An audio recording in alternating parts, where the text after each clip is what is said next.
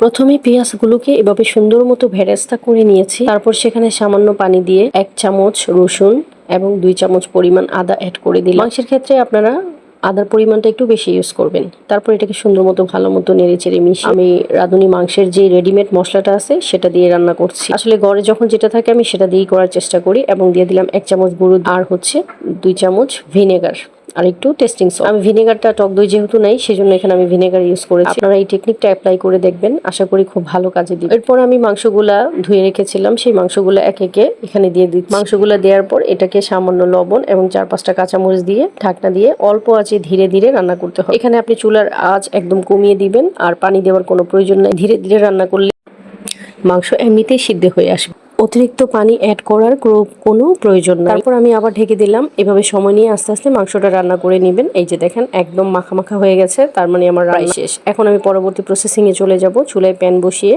রান্নাটা আসলে কোনো রকেট সায়েন্স নয়, এটা হচ্ছে জাস্ট আপনি যখন নিজে নিজে করবেন আপনি এমনিতে বুঝতে পারবেন আপনার কখন কি করতে হবে। এখন চুলায় প্যান বসিয়ে বাকি প্রসেসিং এ চলে যাব। প্যানে আধা কাপের মতো তেল দিয়েছি। তারপর আমি ধুয়ে রাখা পোলার চালগুলা ঢেলে দিচ্ছি। এগুলো ভালো মতো নেড়ে একটু সময় নিয়ে ভেজে নেব। চাউলটা ভালো মতো ভেজে নিলে পোলাওটা অনেক বেশি ঝরঝরা হবে। অপর দিকে আমি চুলায় গরম পানি বসিয়ে রেখেছিলাম। 1 কেজি চাউলের জন্য 1.5 কেজি পরিমাণ পানি আমি সেটা এখানে ঢেলে দিলাম। পানিটা ভালো মতো মিশিয়ে আমি এখানে পরিমাণ মতো লবণ দিব। লবণ দিয়ে 4-5টা কাঁচামরিচ দিব।